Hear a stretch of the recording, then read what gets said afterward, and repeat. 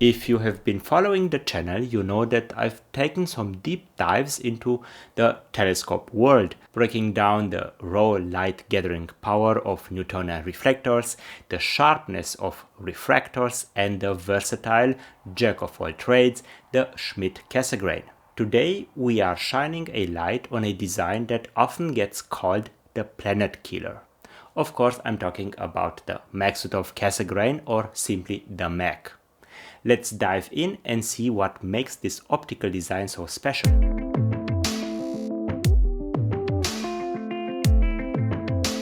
Before I get into the optics, you might have noticed things are looking a little different around here. I have a brand new logo and a bit of a channel revamp thanks to my good friend Sophia, who did an absolutely awesome job bringing this vision to life. If you have a project of your own and need some top-tier design work, Sophia is currently open for new projects.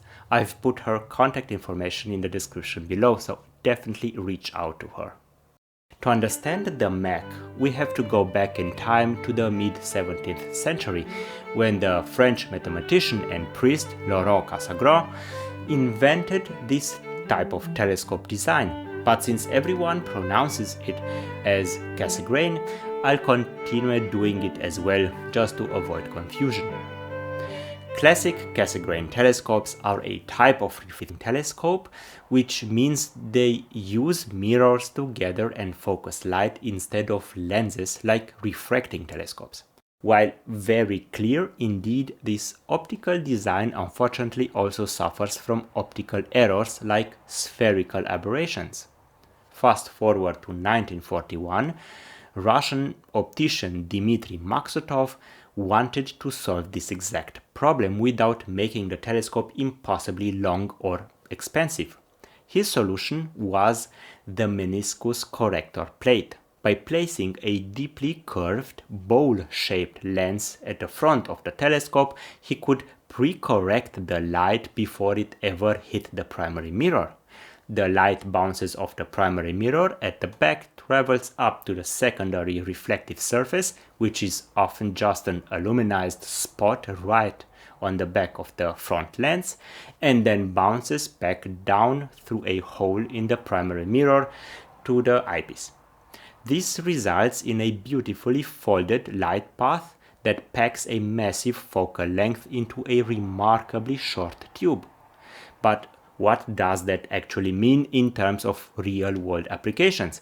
Well, that ingenious design gives the MAK some serious superpowers. When evaluating the Maksutov-Cassegrain, its advantages become most apparent during high magnification observations. The foremost advantage is image contrast and sharpness.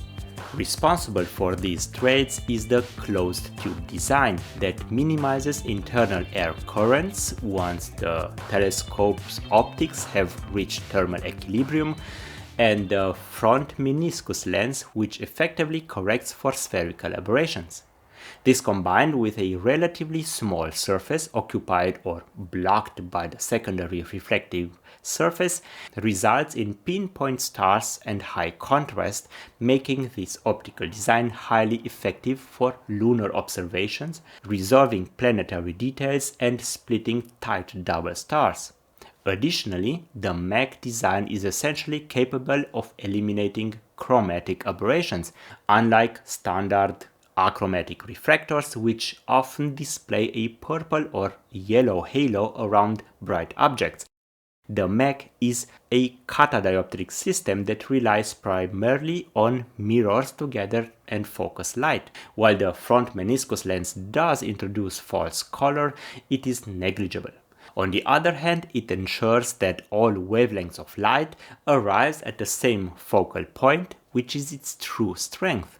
Another significant benefit is optical stability.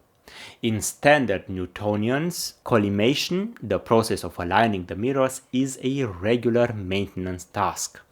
In most commercial MAKs, however, the secondary mirror is simply an aluminized spot on the inside of the meniscus lens, and because of this, it is fixed in place, meaning the telescope holds its alignment exceptionally well, requiring virtually no user adjustment even after frequent transport. Even if collimation does eventually become necessary, the process is straightforward since you only have to adjust the primary mirror.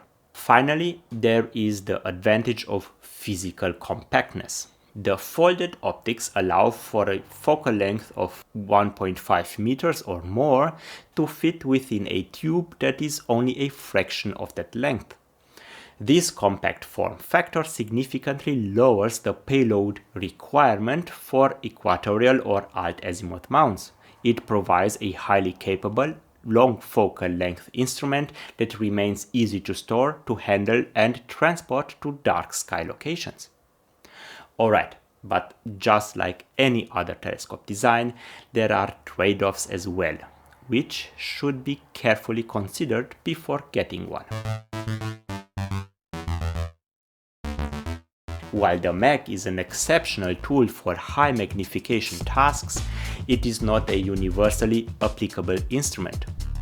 One of the most notable limitations of the MAK is its thermal acclimation, commonly referred to as cooldown time. The thick glass of the front meniscus corrector plate acts as a highly effective insulator, trapping ambient indoor heat inside the closed optical tube. When moved to cooler outdoor air, this temperature differential creates internal thermal currents that severely degrades image quality. Depending on the size of the telescope and the ambient temperature drop, the MAK can require anywhere from 45 minutes to well over an hour to fully stabilize and deliver sharp views. Optically, the system is constrained by a naturally narrow field of view. Most Maksutov-Cassegrains operate at slow focal ratios, typically between f12 and f15. This long focal length provides the magnification necessary for planetary observations. It heavily restricts the maximum true field of view. Consequently, framing large deep sky objects or extensive nebulae is often optically impossible with this design, even when utilizing low-power, wide-field eyepieces. Additionally, the front corrector plate sits entirely exposed at the end of the tube, making the system highly susceptible to dew formation during humid nights. This is why you typically must factor in extra equipment relying on active dew heater bands or custom 3D printed dew shields to manage moisture and keep the optics clean throughout the observing session.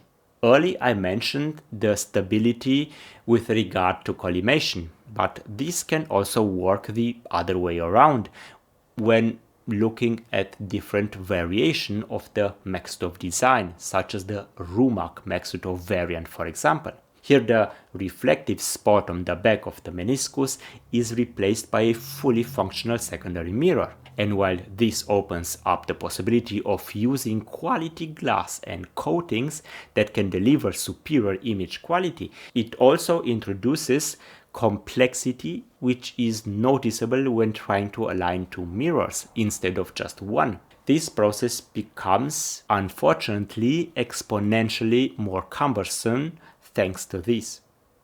Finally, the design does not scale efficiently.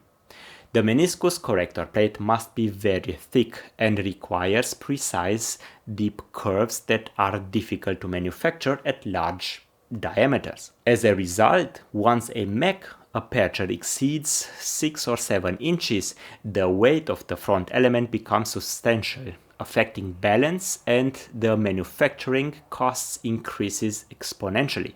For this reason, large aperture MAKs are rare, as other quadradioptrics designs such as SETs become more cost efficient and lighter at those sizes. One of my favorite budget MAKs has to be the 102mm SkyMax from Skywatcher. Not only that it's largely available and affordable, but in true fashion for a MAK, it is also very portable whilst being capable of delivering sharp and well-corrected views up to a magnification of 140 to 160x, depending on the seeing conditions. And this is perfectly enough to observe some of the brighter planets like Saturn and Jupiter. If you plan on getting one, please make sure to get the revised model, which features collimation screws at the back for the primary mirror. This will allow you to realign the optics down the line should it be necessary. The initial version of this telescope did not feature these screws. If you plan on getting something a bit bigger with better light gathering capabilities and resolving power, then take a look at the MK127 from Svbony. It's a very capable instrument for its size. The reason for this is partially thanks to the Revamp Maksutov optical design, which compared to the traditional MAK features a fully fledged mirror instead of an aluminized spot on the back of the meniscus. This feature allows for better optical fidelity with a higher reflectivity. The reflectivity of the whole optical system is therefore very high, over 95%, which for a complex reflective design such as this one is just excellent. All this has, however, a downside. The Revamp Maksutov design, and therefore the MK127, is particularly difficult to collimate. Well, at least in my experience it is. While normally there are no collimation screws for the primary mirror, at least in the case of the MK127 there aren't. There are a total of 6 adjusting screws for the secondary mirror in a push-pull configuration, and getting the collimation just right on a very slow optical design like this one proved quite the challenge. It's definitely doable, but it takes a lot of time and fine adjustments to get it right. Alright, if you set your eyes on this particular optical design and money is no issue, you might want to check out the Skywatcher SkyMax-200DX. As the flagship 8-inch model in the Skywatcher's Maksutov-Cassegrain lineup, it shifts away from slower traditional f15 MAK designs to a faster aplanatic f10 system. This specialized Revamp optical design also suppresses off-axis coma. It delivers a completely flat, aberration-free 44mm image circle to comfortably support full-frame camera sensor without needing an extra corrective field flattener. 2-inch wide field long focal length eyepieces are also fully illuminated for maximum immersiveness. This gives it unique performance advantages, though its weight and specialized nature mean it is not an all-rounder, nor is it for beginners. But if you want one of the best corrected images in this class, give the SkyMax-200DX a thorough look, because this telescope excels at lunar and planetary observations. Anyway, that's been it for now. I hope you all enjoyed this video. Let me know what you think about Maksutov-Cassegrain telescopes in the comments below.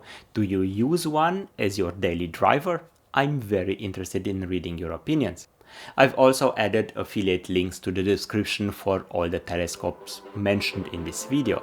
Using them to buy your new telescope won't cost you more, but will help this channel out, so thank you for considering this. Also, thanks for watching, and catch you guys in the next one.